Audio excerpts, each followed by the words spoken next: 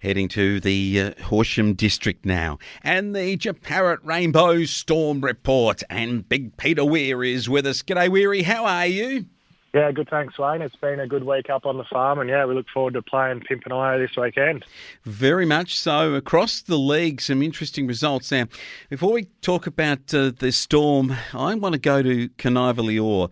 How in the world can you pick sides this year when Rupanyup at home go down to Kaniva Leeor 7-9-51 to 7-4-46? Weary, my tipping's up the creek.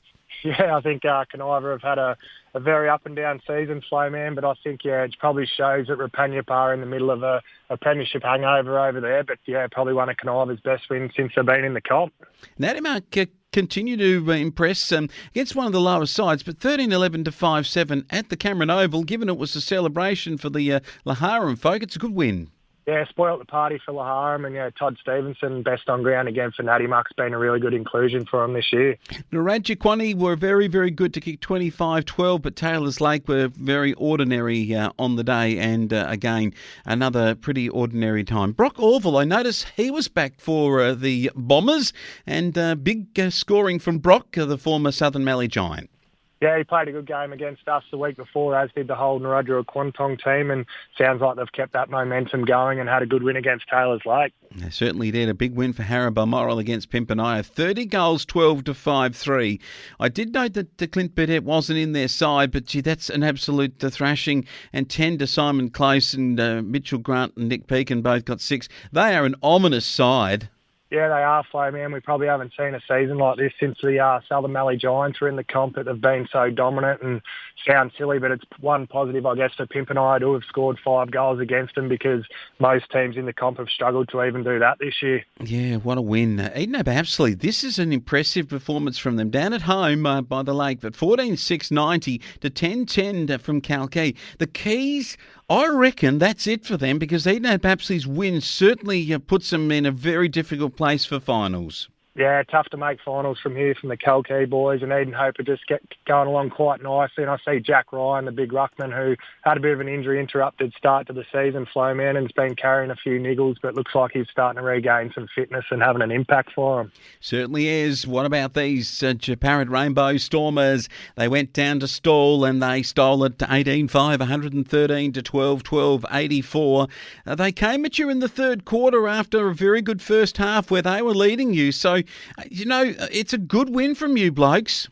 Yeah, it was a big contest all day, Flo, man, and as you touched on, we sort of only got a bit of a margin in the end late into that last quarter, so it was a great contest for the whole game, and thought Will Hutchinson through the middle of the ground, you could just see in the second half he didn't want to lose that game, and he really took the game by the scruff of the neck and brought along his teammates with him. And Xavier Oakley was one of those blokes too, Flo, man, who through his career so far has looked a bit like a junior player playing senior footy, but on the weekend he really looked like he belonged at the level and had a great impact for us as well. Yeah, good stuff. Jarvid Anderson kicked 4 along with Big Peter Weir. 4 off of the boot. Are they coming off okay? Yeah, not too bad. There wasn't too many points kicked this week, Flo, man, so you can't blame me for that. Yes, very nicely done and a good performance. Over to the reserve grade for you blokes, and I'll tell you what, these lads are coming out every week giving their absolute all. The Swifties, though, gave more, 15-7 to 4-5. Yeah, Swifty's too good, but as you mentioned, you couldn't question the effort from our boys, but just not quite good enough to beat Stall.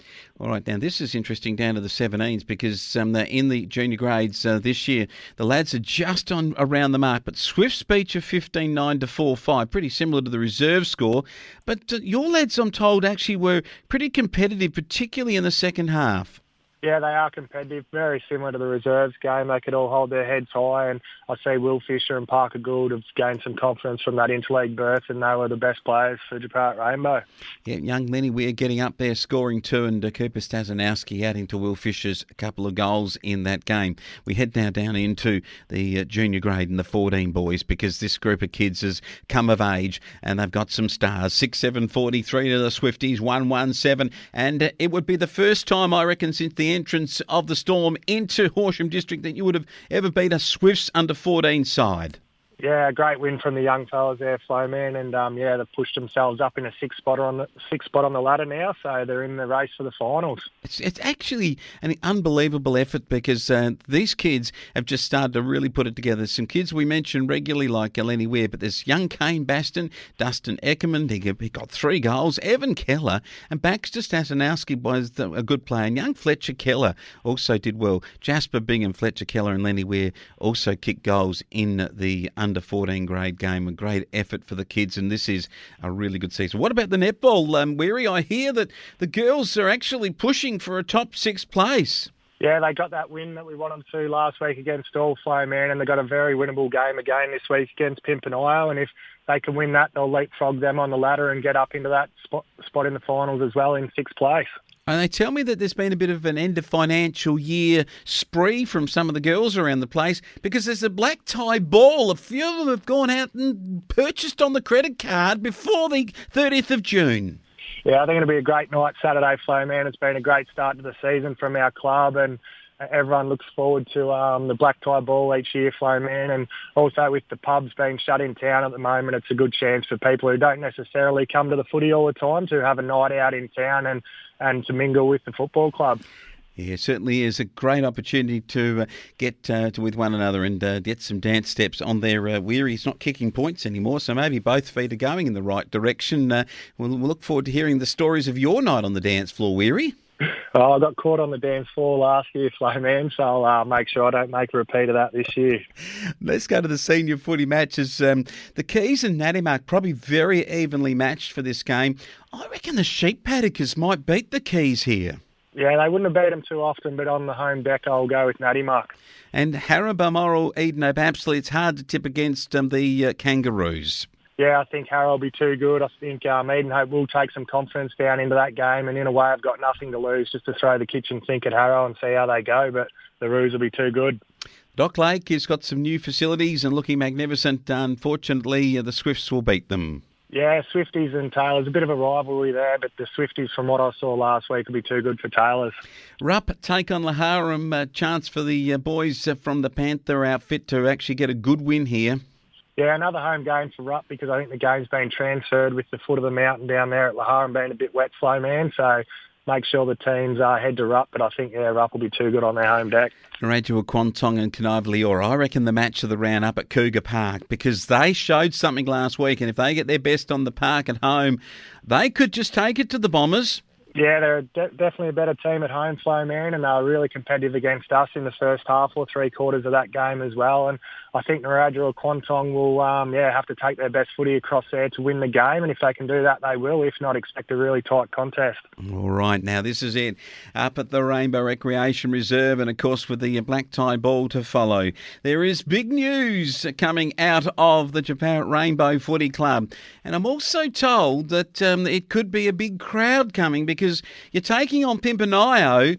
Clint Burdett, of course, of the Southern Mallee Giants fame, they have the bye this weekend. I got a feeling there might be a fair few viewing at the Storm match this weekend. Yeah, and as well as that, they got their big premiership ruckman in the game, Flowman, so it might be a good chance for the Southern Mallee Giants supporters to come over and see a couple of their ex-players and get involved in local community footy with their team having the bye this week. But yeah, it should be a great contest against Pimpernile. We haven't seen them this strong since we've been in the league, and I'd say just from their results, they've got a great mix now of those young junior players coming through who bring some real energy into the squad, and then they've recruited well with some veterans and wise heads around the ball, so it should be a great contest up at Rainbow. All right, now, is it true that you've recruited before the end of the financial year and the close-off of signatures happening on the 30th of June, a bloke called Trent Burgoyne, who I'm led to believe is the son of former Port Power star Peter Burgoyne? Yeah, well-known player, Peter Burgoyne, and we get to welcome his son, Trent, who's spent some time on the Port Adelaide list, and I think he did a pre-season with the Melbourne Demons this year, just gone, Flowman, so I expect for him to add some pace and, Yeah, some skill around that half-forward line and into the centre of the ground, and he'll bring a great excitement to the club, both on and off the field. Yeah, that's a big get for you, just leading into the fact you're second on the ladder. Harrow Balmoral, tough team to beat, but if you've got a midfield that can nail them, then that's going to be a very good acquisition. Burgoyne coming to the club, a very big pickup. I think Jeparat Rainbow Storm win at home against Pimpernel in front of a big local crowd. The Twos, well, it's time for them to turn up and play. Yeah, I think the Twos boys should have a pretty good squad in this weekend, but they'll be met with a pretty good Pimpernel outfit, so look for a close game, but we'll go our boys at home.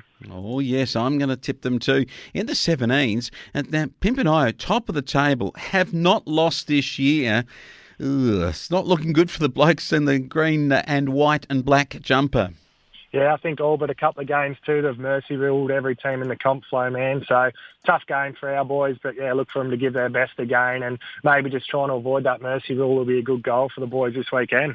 Okay, so the boys are now up into 6th place. What a great performance it was to beat the Swifts by plenty last week. The Swifts down into 10th. But Pimpernel are 4th, and they are pretty good. Based on their percentage, though, not massively better, but it's going to be a tough outing for the under-14s. Yeah, let's hope they can consolidate that spot in the finals, Flowman. And I know they've had some success against the Pimpernel under-14s in the past, so that'll give the boys some confidence to kickstart a great day of footy at Jeparat Rainbow for us on the weekend.